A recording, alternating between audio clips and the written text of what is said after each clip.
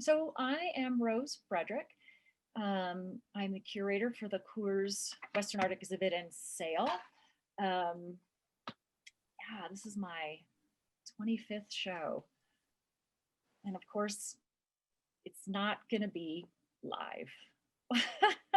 But you know what? We're all in it together, right? That's why we're doing Zoom inside the artist studio and we're recording them. And like like to say, we're making lemonade out of lemons. So, all right, well, why don't we just get started? Jerry, you are on my screen, and so we are starting with you. You're calling in from Canada. Good to have you here. We have a couple Canucks in the show this year. How'd you guys slip in? I don't know. It's your fault for letting us. Now that you've let us, you'll never get rid of us. Well, you know what? I'm such a hockey fan. We just can't have enough Canadians in my opinion. So, all right, Jerry. So, um, gosh, I have loved your work for many years, and it has really changed over the years. You were I think, oh gosh, has it been about 10 years or more? You were actually more of a traditional guy and doing more, right? I mean, it would now True. you're just like, you are just, the color is so electric and you're throwing paint at that. You're just doing all kinds of stuff with these canvases. Let's look at what you're bringing to the show this year. Well, bringing to the show this year. And let's talk about them. And I really want to hear about what inspires your work. Okay, sure. Should we start with the bear here? Let's do it. First of all, thank you guys so much for doing this. It's interesting. So this is the second time ever I've been on Zoom. So I'm nervous and excited. So thanks. This bear painting, I got my wife Leah helping us out here. So this bear painting, in all my bear paintings, I really like to paint grizzly bears. And what I try to bring is I try to capture the power of the presence of the bear, which is, I don't know, it just seems to be the inspiration for wanting to paint grizzly bears. And last summer, Leah and I had the opportunity to go to a wildlife refuge and spend about an hour with their grizzly bear, photographing it and just watching it. And to be that close and really be able to see the power of a grizzly bear. He was eating a fish and throwing around a tree trunk, and it was awesome. So it was really neat. And I used to paint a lot in the Rockies, and I've had bear encounters before, but never that close and never for that amount of time. So it was quite an experience. Wow. Hey, Leah, would you go back to the bear? And I'm noticing something on your paintings, and the little one is framed, but there's almost like you have sort of this outline around the bear and then more canvas. It's this really kind of interesting technique that you're doing. That's sort of a frame within a frame, I think. Would you tell me about that a little bit? Sure. So it's sort of a two-part thing. A vintage photo sort of feel is that's where I got the original idea for it, is some of those old photos that you see. But I really like the compositional element of it as well, where it's sort of a flatter, harder thing on top of the three-dimensional part of the painting. So it serves as two purposes, is sort of the goal. I used it in the Longhorn painting too. So it's something I'm just sort of, it's newish. Yeah, I like it a lot. And then these will be framed, right? Correct. Yes, Okay. that's exactly right. Okay. Yeah. Oh, wonderful. Okay, yeah, let's talk about the others.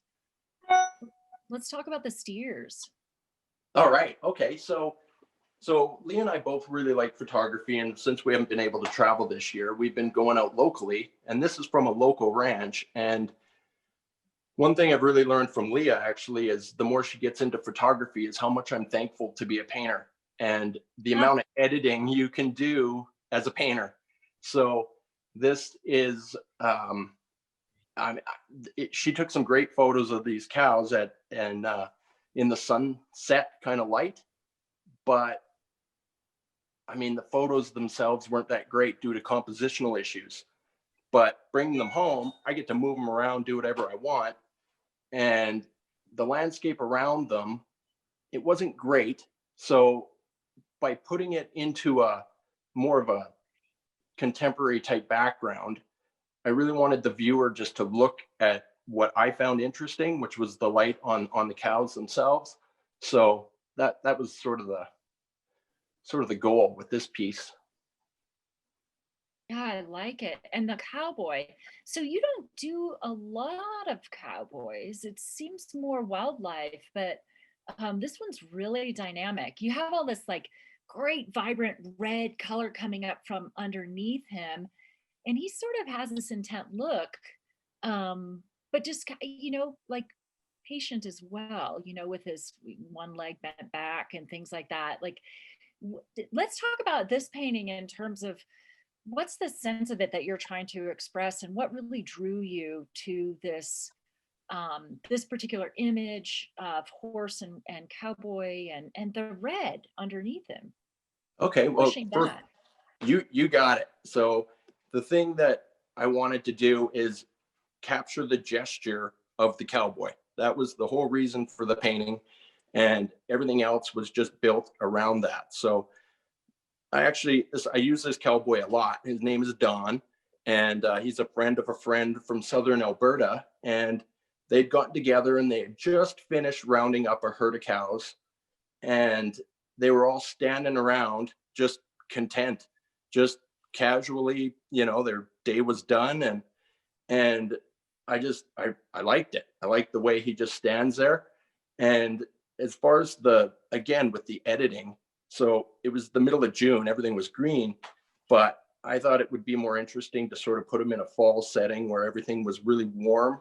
So I just pushed it as far as I could. And again, with the contemporary background, to hopefully help the viewer just really focus in on what I was trying to say.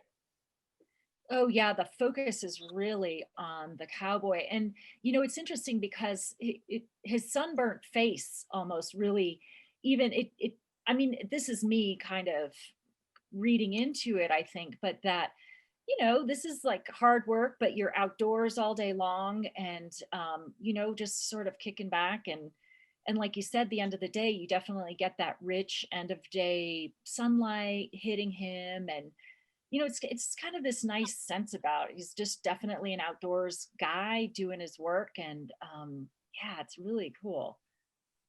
Yeah, thanks. And the Yeah. abstraction, yeah, and the abstraction around him, it's something that I really love that you bring to the show, Jerry, is um this, it's a traditional Western, in a sense, concept and painting, in that it's a cowboy and his horse. Um, but you put all this abstraction with the paint and this vibrancy of what's going on around it in there. So it really brings it into today's time, art wise, which is really great. I love that. Awesome. Thank you. That's good. I'm glad it's coming through. Yeah. Hey, okay, so um and then you have this bird, and you know what, why don't we hold off? Let me go, because I'm going to come back to you. Oh, you don't get to take a powder, so you just stay right where you are. I'm Will going to do. come back. Yeah, I'm going to come back to you. Let's go down to Karen Roehl. And Karen, hello. Hello. Yes, good. So Karen is our true abstract artist, who also paints horses. And you've been in the show for a number of years as well. And I remember when I saw your work, and I thought, oh my gosh, these horses, they're just stunning. And then I came to your studio, which is so much fun. And you were surrounded by abstract work, and I thought I walked into the wrong studio. Yeah. Yeah. But talk about the way you work, Karen. Yeah. Well, hello, everyone. And yes, thank you for having me. This is really a fun event. So I am distinctly two different kinds of artists. I am a non-objective abstract expressionist artist, which I love for the really just pure emotional, intuitive part of that process.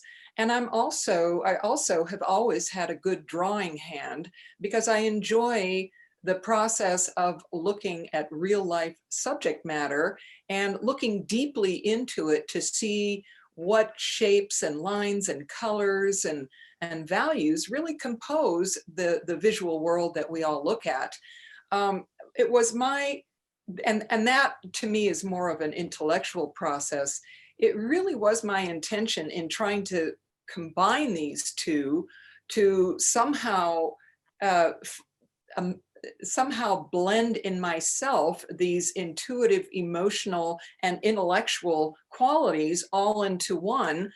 But there's something about the way that I work that I can't quite do a strictly abstract horse, but instead I do an abstract painting and then use my drawing skills to render the horse on top of that random abstract mark making and allow them to show through in the body of the horse as things that show up sort of serendipitously and not something that I'd ever be able to do consciously, because I enjoy that the serendipitous nature of bringing realism and abstraction together, sort of like a collection of happy accidents.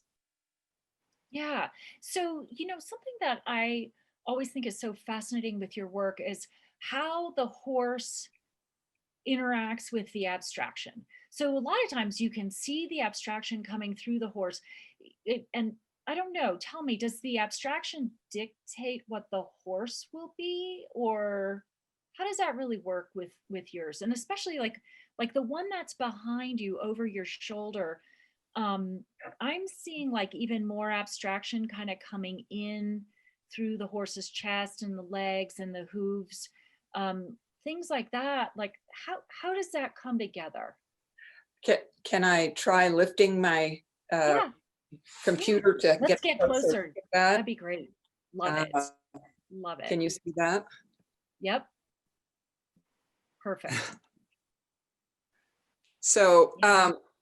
no, in fact, I don't like to put, I don't like to have any idea of what horse I'm going to paint on top of an abstract ground, because I don't want that abstraction to be dictated by anything. I want that just to be truly random mark making, and it's its own painting.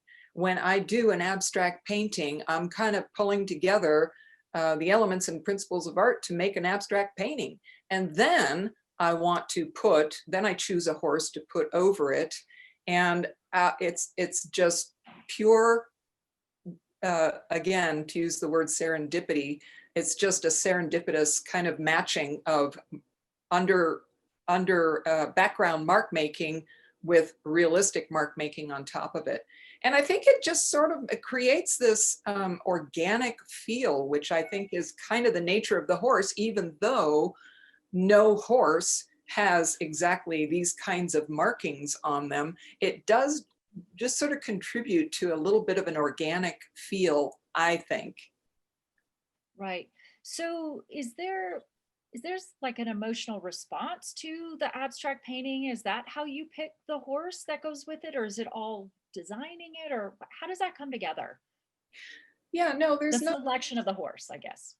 the selection of the horse. I really choose the horse for its own sake, just sort of interesting poses and so interesting poses. Either it's a single horse or it's a couple of horses interacting. There's just so many wonderful ways that they do interact and so many playful poses that they're capable of offering. So I think that the shapes that are involved in horses, and by the way, I don't really do any other animals. It's horses that I, for some reason, am very interested in, because they really do have a kinship with human beings, I think. So no, the horse that I choose to go on top of a painting, I sort of put my abstract backgrounds aside, and then I start researching photography, looking for a horse, and I choose the ones that I want. And then I might look at my abstract painting and maybe decide that this would work well with this image and this other one would work well with this other image. But no, I really, really love the idea of the surprise that happens when you combine the non-objective abstract mark making with the realistic mark making. And I never know, sometimes when I start applying the horse, I try to leave as much of the abstract mark making as possible to come through the body of the horse. And sometimes it doesn't work and I end up painting over most of the abstract background. Yeah, so would you talk about the two paintings that are behind you then? Well, it's kind of, let's see if I can sort of zero in on this one over here a little bit. No, I don't think I'm able to lift that, but let's see, I can just put, how does that work? Yeah, that's great. Is it all right? Yeah. There. Great. So I'm really partial. I do love choosing white horses because they have, the white allows mark making to show through better than putting a black horse on top of here or a dark colored horse. I'm very, very partial to putting this brilliant red behind here just because I just think it's so vibrant and rich. But if you can see all like in this muzzle area, there's all these little details that I would have never put in here on my own. These are just all left as exposed abstract mark making that I think with a step back, it suddenly takes on all the complexities of the organic flesh that's kind of happening around that horse's mouth. There's all kinds of little tiny pimples and wrinkles and things like that. And I find that this abstract mark making really accomplishes sort of a feel for that. There's a lot of little black spots here. And here it shows up a little bit less, but I have up in here, if you can see, but there's some of the abstract mark making showing through in here. It's very subtle, and I'm not sure if it comes across on the camera, but it does a little bit. So Karen, tell us about the two horses and why you selected this. Like why these two horses? What was your response to this image? Maybe it is just these trying times that we're going through, but I love the way these horses are connecting. So in these very isolating times, we have these two, beautiful, stunning creatures that are just sort of in full-on connection in a very loving way. And so I suppose that felt kind of nurturing to me at this time when we're also distressed over current conditions.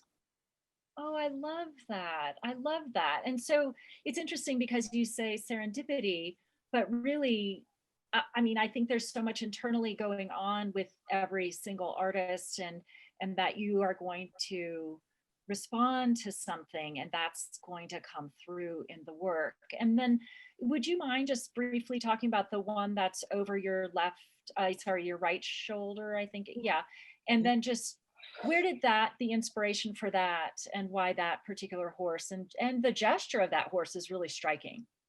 Yeah, well, this is one that I just liked the relaxed kind of, as an adult, and again, maybe this is par for the times, but as an adult, I find myself right now being a little bit high strung and stressed out.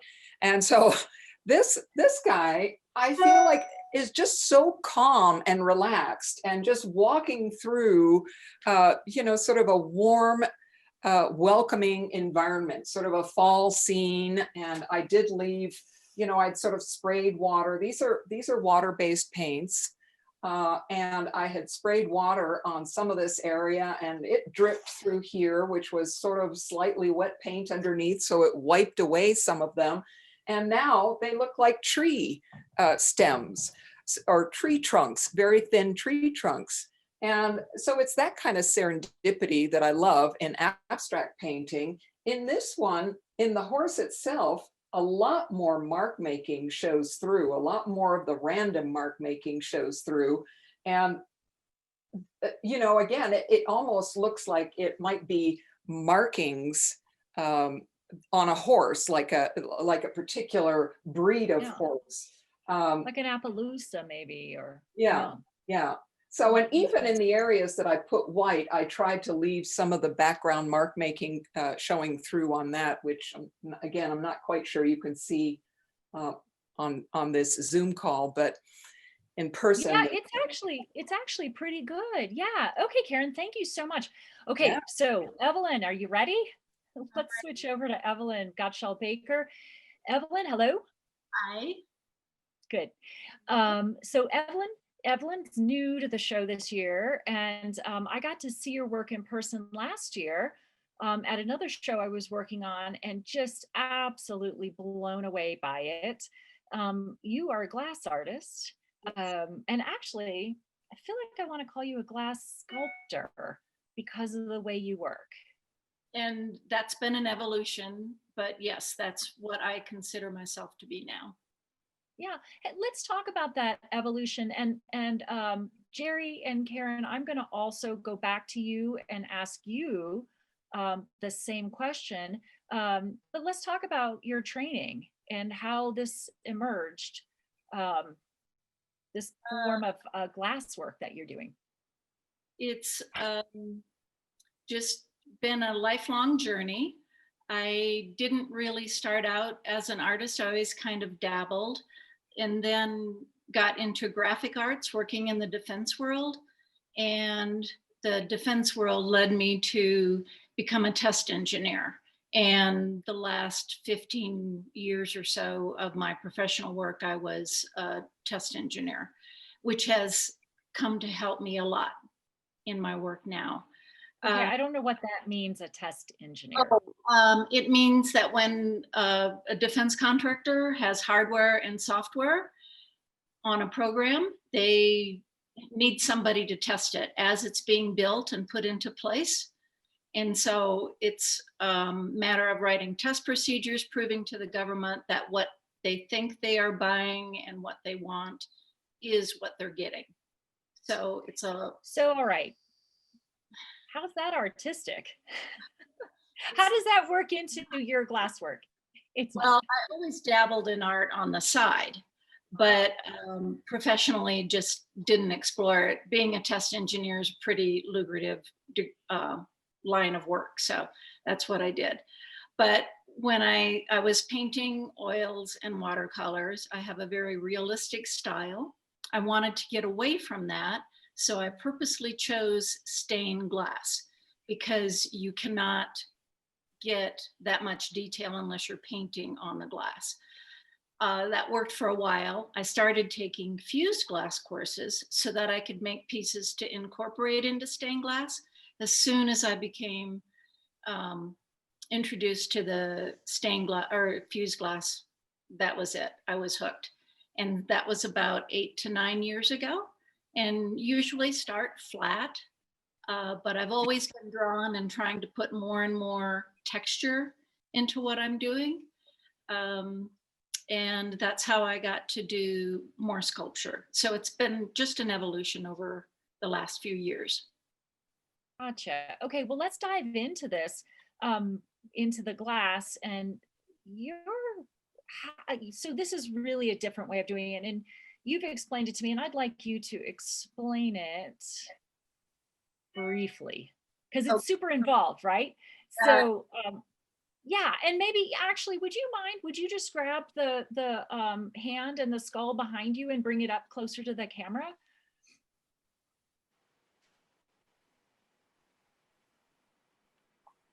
Can you see it there? Yes, yes.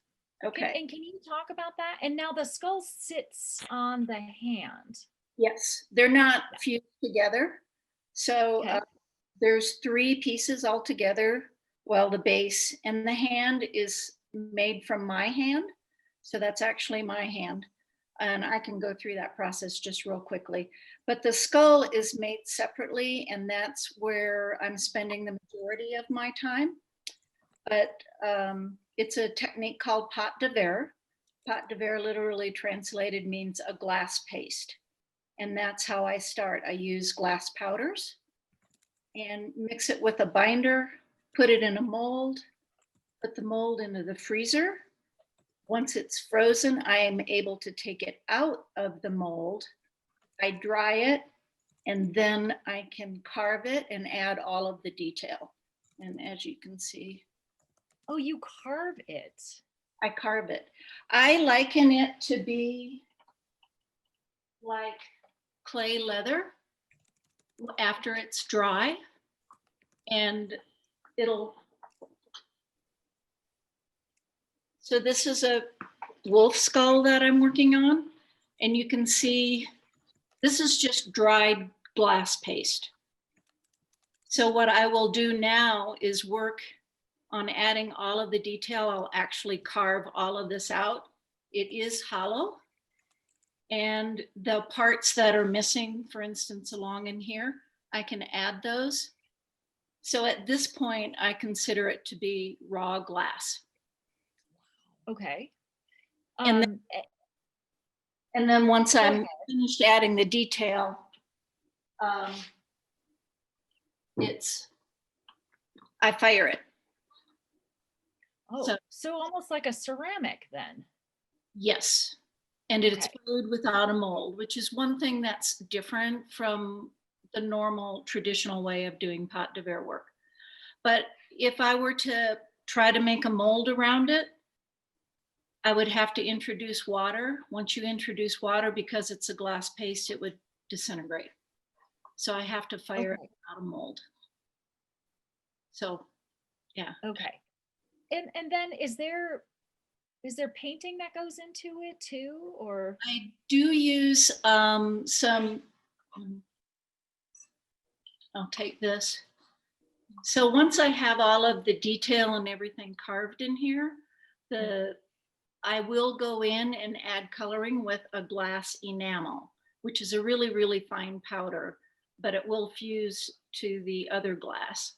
And I just accentuate. So I'm painting with bristles, 1 or 2 bristles on a brush to get it down into those. And that's how I get the coloring. And I'm working towards using different colors of glass to, so that it would just be a normal, the color of the glass would come through. So let's talk about, I think behind you is the bones, the sculpture that looks like the bone that they, yes, yeah, the antelope skull or the pronghorns. Right. Yeah, let's talk about that. And what I'd like to switch over to talking about is the kind of the why, sort of like what's behind the work, the idea behind the work. At first, it was simply to see if I could do it. Was it possible? And then now I've been doing this, for instance, like with the jawbone, these pieces here were the first ones that I did. And it took months of experimenting, and that's where my experience as a test engineer comes in. Just a lot of patience trying things over and over again. There's not anybody else that I know of that's doing what I'm doing, so I didn't have anybody to reach out to as far as the technique.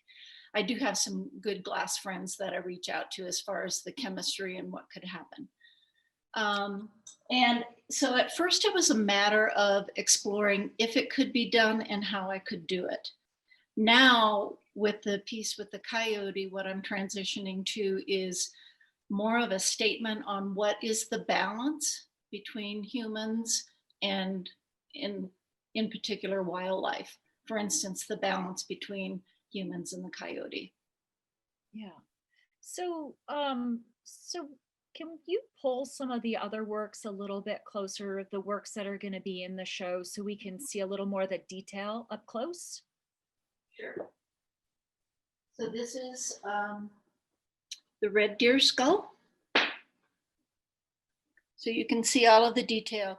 Again, it came out just like the wolf skull, a lot of work that had to be done. Some places were not there. The whole nostril section and everything is actually hollow, and then I build those pieces and insert them and fire them together. The piece is hollow, so you can see all of the detail underneath as well. I have a really good local metal sculptor who made these wonderful stands for me. Wow, it's beautiful. This is much more of a traditional pot de verre piece where it's a bowl, but I like aspen leaves and I incorporate those. And then this is a glass branch that I made as the holder for it. So this was Wow.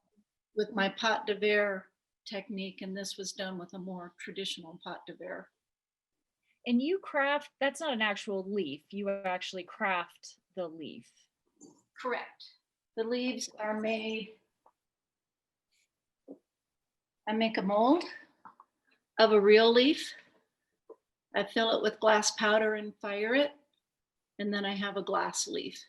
And then that's where the kiln work comes in, is depending on the temperature of the kiln is what you get for how much something is fused together. And let me,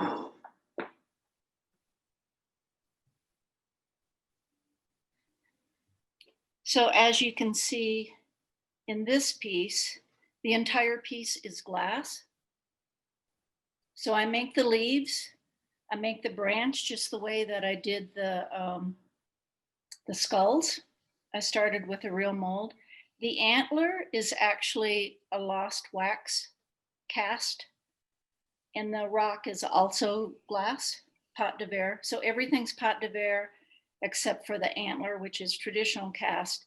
But if I took my leaves and just placed them on here, and the same thing with this branch, and you can see the detail of the branch here, it would just be straight. There wouldn't be any life to it.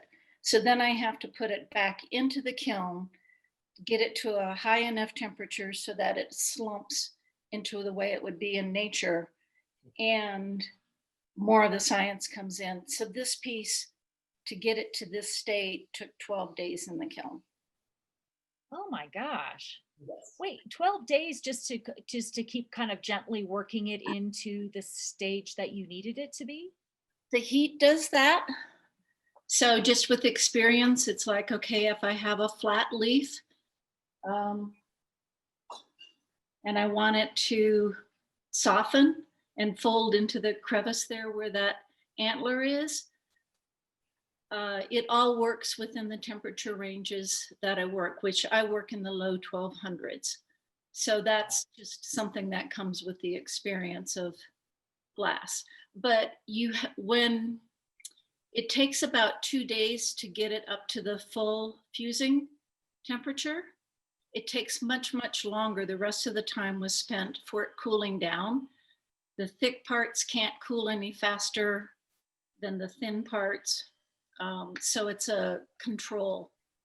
It's all about controlling the temperature. Otherwise you get thermal shock and it breaks. Oh, okay. There's a lot of science involved. So thus the 12 days. That's fascinating. Okay. So we have a couple questions for you. I'm wondering, how many pieces do you lose? Rare. Really? Of my Wow. of my newer big work where I'm combining the pieces, I haven't lost any. Really? I had the first version of this antler piece, which I call Shed. It did thermal shock on the way up, but only the rock broke. It split in two, and so I was able. You can put it together with glue, and I did that. But I wanted to prove to myself that I understood what was happening enough with the glass. And so I remade it. And that's the one that I just showed you. That's the one that'll be in the show. But otherwise, no, I've not lost any. Wow. And that, so, okay, now I'm getting where you're as a test engineer, I'm getting that. The patience and I do a yeah. lot of, yeah, I do a lot of experimenting. Yeah. For instance, when I made skulls, you know, I make 2 or 3 pieces where it's just not formed at all, but it's hollow, and then try to figure out what can I use. One of the things with glass powder, which is what I use, it shrinks 20% on average. So that's another reason I can't use molds. It's shrinking from every angle, and I have to allow that movement in the kiln. So it becomes pretty technical. Wow. You know, I always think this is interesting talking to artists about their technique and the way they work, because like I think photographers are, until now, this conversation with you, the photographers are the scientists of the art world, right? They're constantly, you know, before everything went digital, but even with digital, it was all about chemicals and timing and experimenting. And you're that way with glass, it sounds like. Right. So this is a good example of how much a piece will shrink. So this is what the original mold was made from. This is glass. And when I fired this, it just sat on the kiln shelf like that. I didn't have to support it at all in any way, but it shrunk. That's how much it shrunk. So it's not an exact science on that. So I never know how much for sure. Thicker parts won't shrink as much as thin parts. But then once you understand that, you can also have that work for you. So. Okay, so some comments and questions. How fragile is the finished glass? It really depends on the thickness of the piece. It is glass, so it will break. And then could you spell what you've been saying, pot de verre, P-A-T-E, yeah, P-A-T-E with a little accent over the E, space D-E, space V-E-R-R-E. It's a French term, and pot de verre has been around for a couple thousand years at least. Wow. Wow. Okay. Oh, thanks. Krista just posted it on our chat. Comment, wow, Evelyn, I appreciate that you've experimented for so long and have developed such technical skill along with your creative expression. You've enlightened me as to how much skill is involved in your process. Beautiful work. Yeah, just great comments coming in. Okay, so would you say then, Evelyn, you're self-taught? Yes, definitely for this technique. I do take classes from other glass artists when I get the opportunity, but for this, it's self-taught. And I have a couple of really good friends, 2 of them that live over in Scotland. One was a student of mine, but he was a professor of chemistry at the University of Edinburgh, Dr. Christopher Jeffrey, and he helps me understand a lot about what's happening with glass, or if I need other materials, what I can and cannot use in the kiln. So he's my go-to source for that. So glass artists are pretty great in sharing between each other when we have things that we need help with. So. Yes. And speaking of sharing, you also teach, don't you? I do, yes. And I have been fortunate to be able to teach in Scotland, in Canada, and then a number of places here. They're on hold right now, but I expect to be able to start teaching again next year. Wonderful. And then did we see the pronghorn? That's also in the show, right? The big pronghorn, I didn't put it in there, but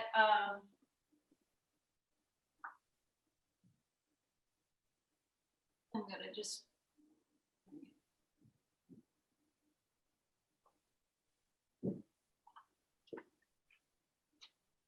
Again, it's hollow.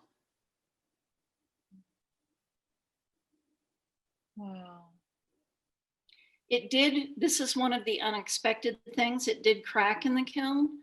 I was happy I didn't see it until after it was cool. But on the nostrils, I was talking about how you can have the shrinkage work for you. So I made the pieces as thin as I could without having them break. It's much more fragile when I'm working on it, and put it in there. And then I knew that the glass would shrink and make it even more delicate after the firing.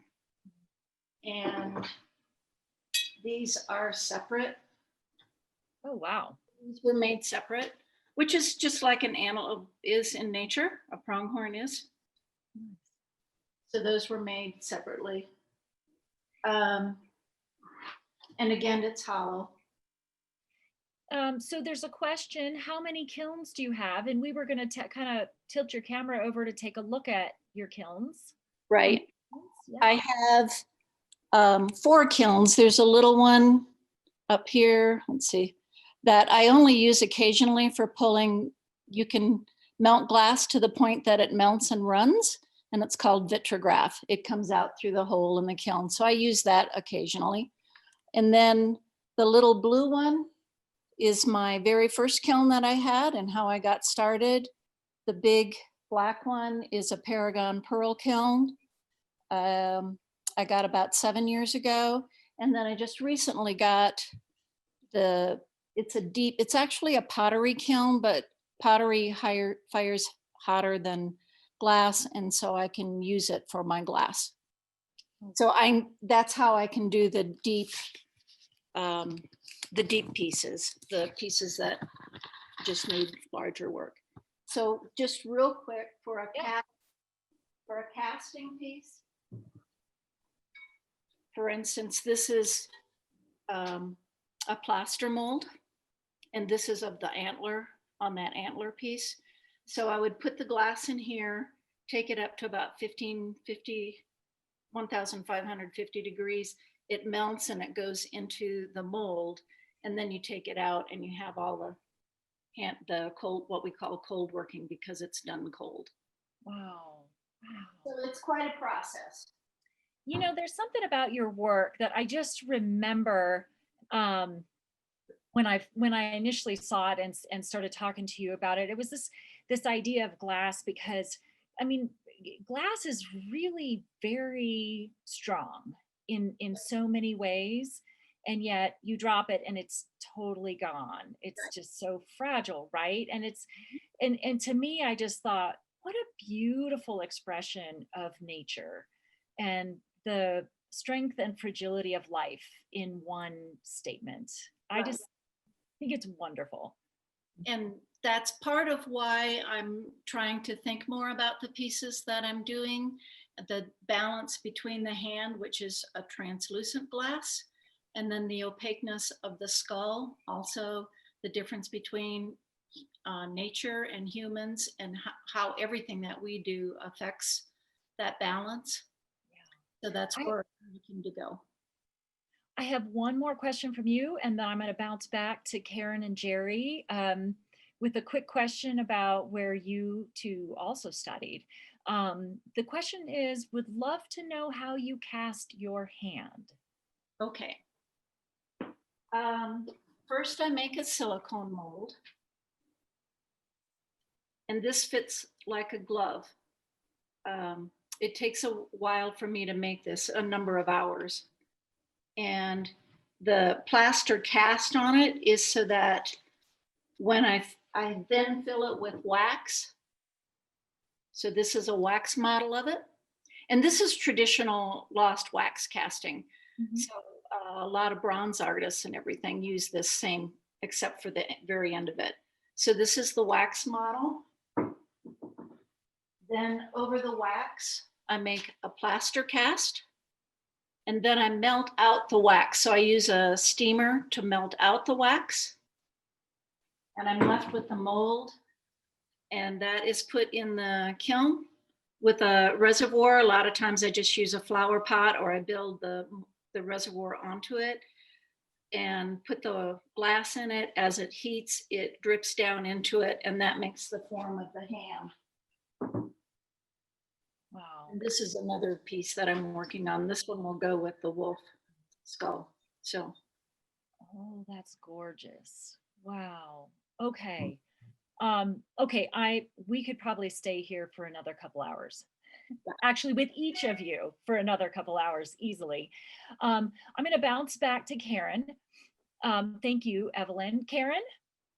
Yes. Yes, thank you for saying yes. Then the screen moves to you.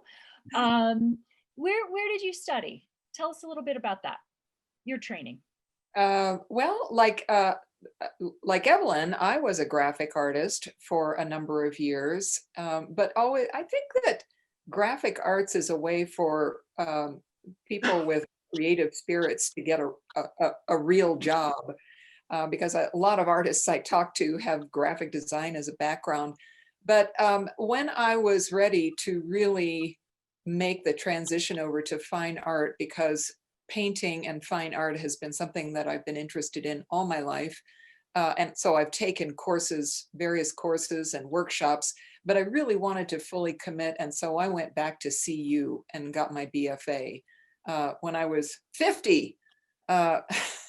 But it was the greatest experience ever. And it did what I hoped it would do, which is to really solidify my commitment to art by learning not just about how I paint, but learning about art history and how, the whole history of art and all the various kinds of art that there is. So yeah, so I got my BFA from CU.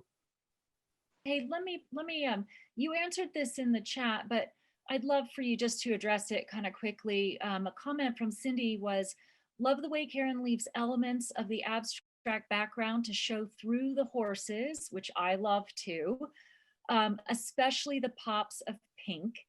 Is your approach a layered one? And if so, how many layers do you need in order to build up the subject without covering the background? That's a great question, because totally unpredictable. And again, the abstract nature and combining these two genres together and the unpredictability of doing that, I really enjoy that unpredictability. So on average, I would say it takes me a minimum of about 4 layers to do the abstract, and then slowly bring in the elements of the horse, really trying to preserve those serendipitous relationships between abstract mark making and realistic mark making or realistic rendering. So yeah, I would say that in each painting there's a minimum of 4 layers, and it probably on average goes up to about 8, but I've gone beyond that as well. And then putting it on and wiping it off, and there's some of that as well. Because you are working in acrylic too, right? Not oil.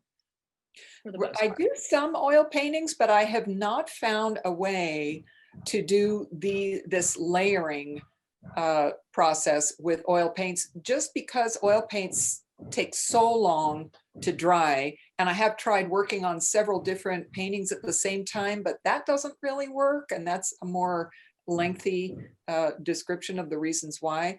But yeah, so because of the fast drying, I work in water-based medium. Yep. Yeah.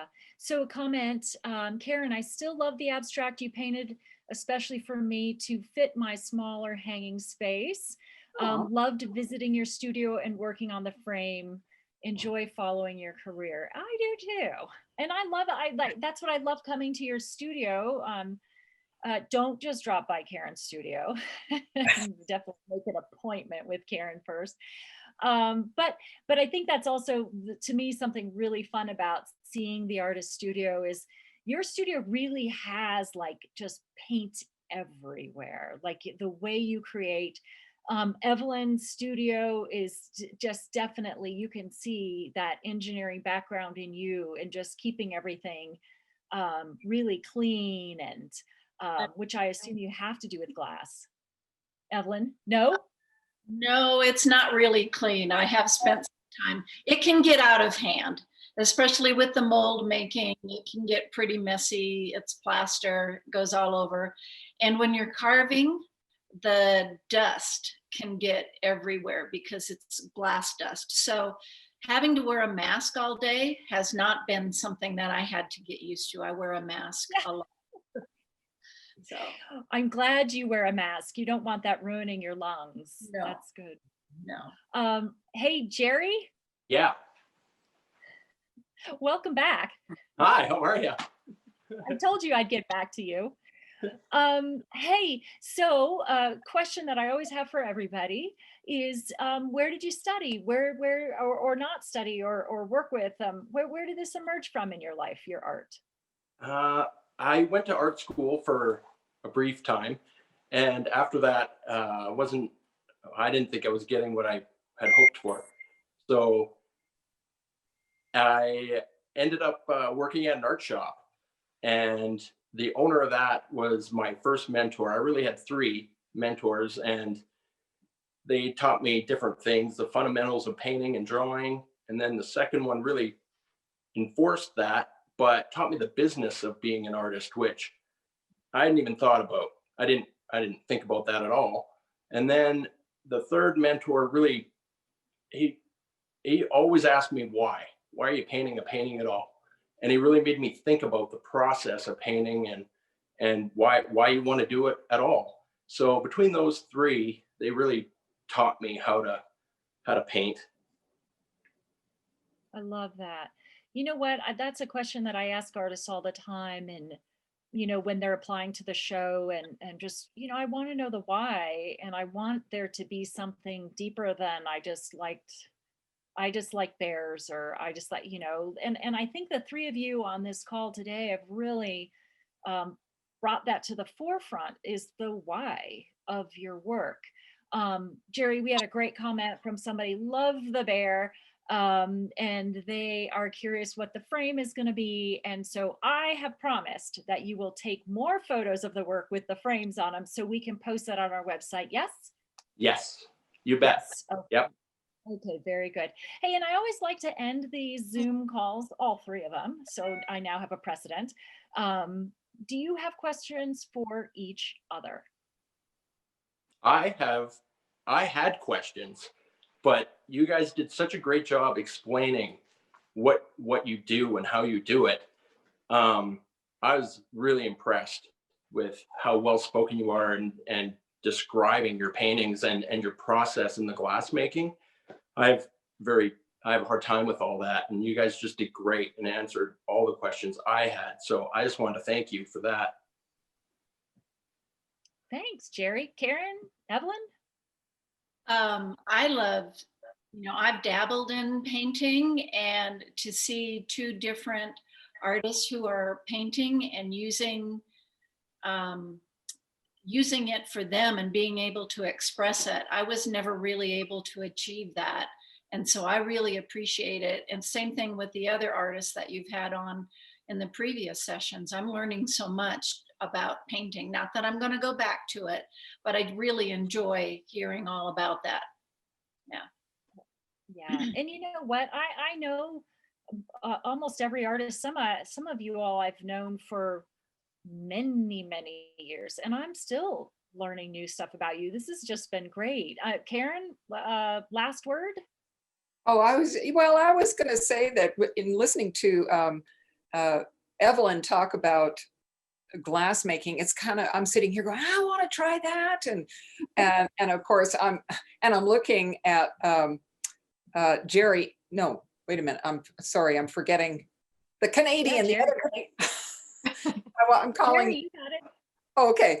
I'm looking at that and I'm thinking, wow, he and I really kind of have a similar kind of approach in combining some abstraction with realism. And I'm looking at his pieces going, how warm are those? Those just look like a room that I would want to be ensconced in, so I want those colors in a little room that I could just live in. So I love what you're doing with that. And back to Evelyn, I was thinking, I want to do that glass making, but what I realized in choosing painting is that I love everything about the process of painting, whereas I don't love the process of some other things. Like, I don't think I could sit with a mask on and creating glass dust all day long, or, you know, I don't think I would have that patience, Evelyn, that you have. So, you know, it just reminds me of how much I appreciate other forms of art and what's involved in it, and how much that sort of backs up my feeling that I chose the right genre for me, because I do love every part of the process of painting. Very well said. That's really well said. And I think the art that you choose, or that you gravitate to, really is your personality coming through. You know, I always tell collectors, in a way, you're bringing that artist home with you. So, because it's their personality coming through the work, for sure. And hey, I'm going to wrap this up with two quick comments that just came in. Jerry, I love the organic nature of your work, Cindy says. It's so vibrant. I think the paintings with the framed technique could stand alone without a frame. Love it. Yeah, I mean, yeah, it is really, they just really work. I agree. And then Elaine, I'm also so impressed with these artists' ability to articulate. Yeah, I know, really, who knew? I want to thank you all very much. This talk has been recorded, and it will live on our website, and there'll be links on each of your pages.